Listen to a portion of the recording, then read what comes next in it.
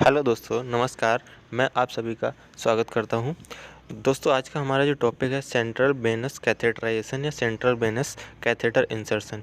आज हम देखेंगे कि फीमोरल वेनस कैथेटराइजेशन किस तरह से करते हैं और उसमें किन किन चीज़ों की ज़रूरत पड़ती है, क्या क्या इक्विपमेंट, और यह प्रोसीजर क्यों करते हैं, कब करते हैं, किन कंडीशंस में और कैसे करते हैं। ये सारा कुछ इस वीडियो के थ्रू मैं आप लोगों को दिखाऊँगा और बताऊँगा भी।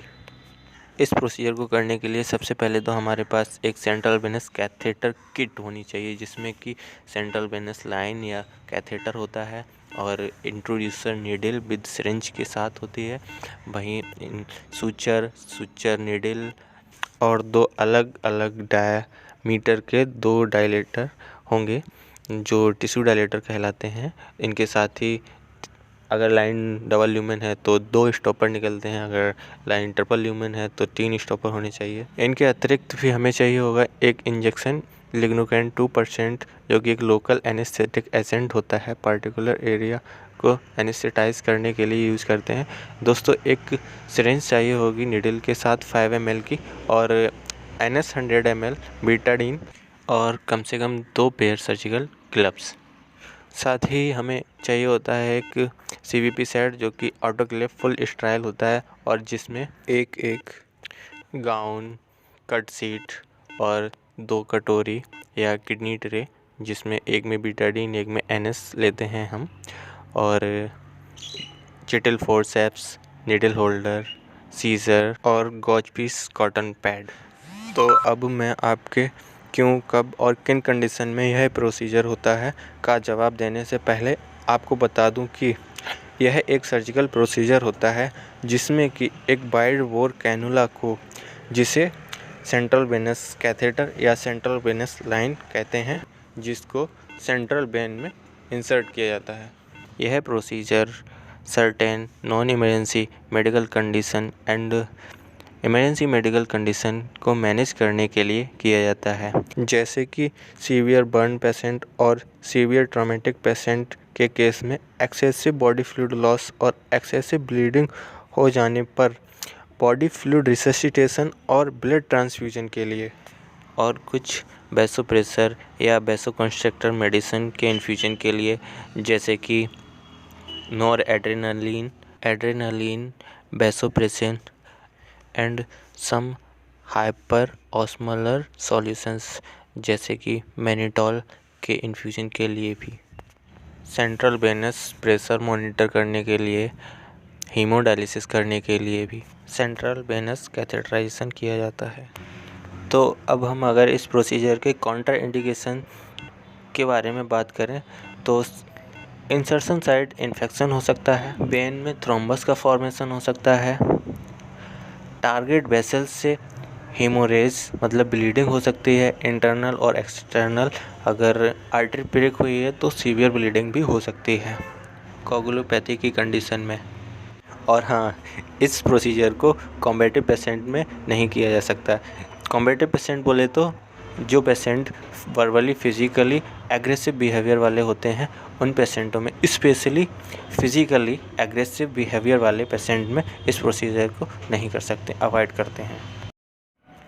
अब हम बात करेंगे प्रिपरेशन की। तो इसमें मरीज को उचित पोजीशन प्रोवाइड करते हैं, जैसे कि आप कौन सी साइड को सिलेक्ट करते हैं। मुख्यतः 3 साइड पर सेंट्रल वेनस कैथेटराइजेशन किया जाता है, जैसे इंटरजुगुलर वेन, क्लेविकुलर वेन और फीमोरल वेन।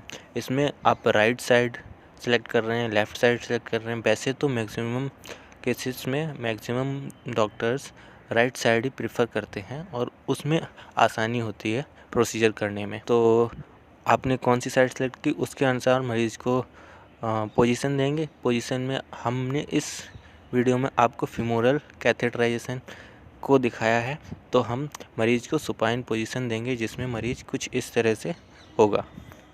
जैसा कि आप देख पा रहे हैं, इसमें हमने पेशेंट की राइट लेग को नी से स्लाइटली लेटरल बेंड करके रखा है। दोस्तों, यह प्रोसीजर करते समय कार्डियोपल्मोनरी मॉनिटरिंग भी आवश्यक होती है, इसलिए मरीज़ को कार्डियक मॉनिटर अप्लाई करना आवश्यक हो जाता है, क्योंकि जब हम इंटरजुगुलर वेन और मिड क्लेविकुलर वेन सेलेक्ट करते हैं और वहाँ से कैथेटराइजेशन करते हैं, तो कैथेटराइजेशन करते समय जब गाइड वायर डालते हैं तो गाइड वायर हार्ट के क्लोज ज़्यादा क्लोज पहुंच जाता है, तो उससे इक्टोपिक बीट्स जनरेट होती हैं जो हम मॉनिटर से नोटिस कर सकते हैं और एक्शन लेकर होने वाले कॉम्प्लिकेशन को अवॉइड कर सकते हैं। तो दोस्तों, जैसा कि आप अभी देख रहे हैं कि हम अभी इंजेक्शन लिग्नोकैन 2% को लोड कर रहे हैं।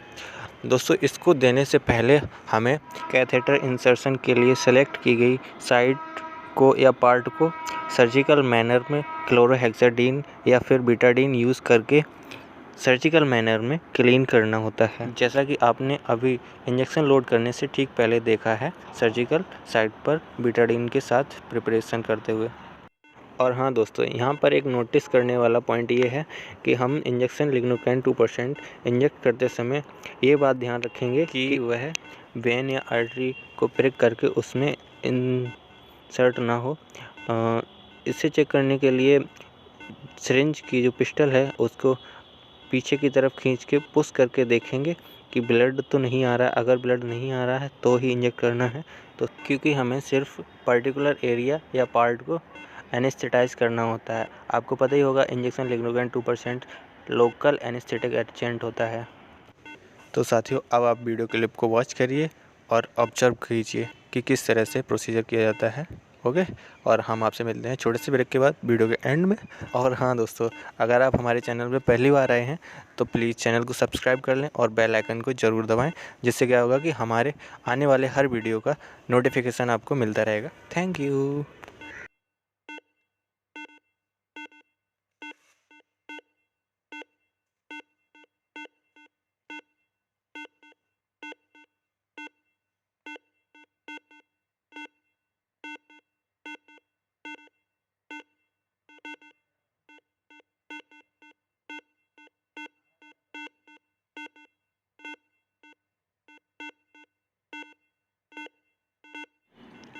हेलो दोस्तों, यहाँ पर कुछ नोट करने वाले पॉइंट हैं। जैसे कि हमने गाइड वायर निकाला, उसके बाद उसे चेक किया सही है लूज़ एकदम कि नहीं है। उसके बाद अब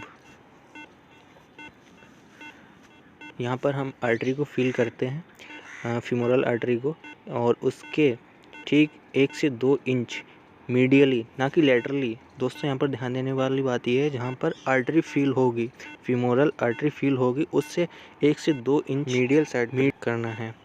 और प्रिक करते ही आपको ब्लड आएगा, उसका आपको फ्लो और कलर चेक करना है। अगर डार्क रेड है, ब्राइट रेड नहीं होना चाहिए, डार्क रेड होगा, और उसके बाद फ्लो किस तरह से है, नॉर्मल फ्लो है तो ठीक है।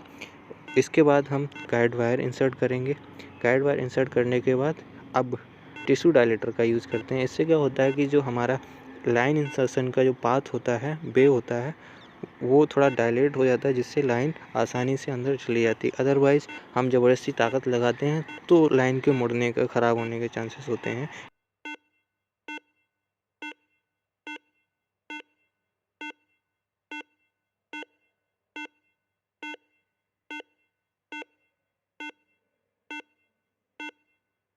हेलो दोस्तों, यहाँ पर एक बहुत ही इम्पोर्टेंट पॉइंट है, इसको नोटिस करना आपको बहुत अति आवश्यक है। यहाँ पर आप देख रहे हैं किस तरह से हम गाइड वायर को बार बार और लाइन को, गाइड वायर को इन आउट कर रहे हैं, क्योंकि जब तक गाइड वायर लाइन के दूसरे किसी पोर से, एक पोर से बाहर तक नहीं आ जाता जिसे हम पकड़ के खींच सकें, तब तक लाइन को इंसर्ट नहीं करना है। अदरवाइज़ होता क्या है कि गाइड वायर लाइन के साथ ही बेन में रह जाता है और फिर वो बहुत ज़्यादा कॉम्प्लिकेटेड हो जाता है। ऐसे केस में फिर सर्जरी करनी पड़ती है। अब लाइन इंसर्ट करने के ठीक बाद हमें ब्लड फ्लो चेक करना चाहिए स्टिच करने से पहले, क्योंकि कभी कभी लाइन अंदर जाके बेन से आउट हो जाती है या फिर मुड़ जाती है, या फिर बेन के साइड से पोर्स जो होते हैं लाइन के वो चिपकते हैं, तो फिर ब्लड फ्लो ठीक से नहीं बनता है और इससे मेडिकेशन प्रॉपर तरीके से नहीं आती। या फिर जब हम डायलिसिस करते हैं तो ऐसे में डायलिसिस का जो फ्लो होता है वो पूरी तरह से मेंटेन नहीं होता है। अगर ब्लड फ्लो ठीक रहता है तो एनएस से फ्लश करके स्टिच करके लाइन फिक्स कर देते हैं, और जी ड्रेस या कॉटन डायनाप्लास्ट लेकर बीटाडीन से क्लीनिंग के बाद फिक्स कर देते हैं, जिससे क्या होता है कि आउटसोर्सिंग इन्फेक्शन से प्रिवेंशन हो जाता है।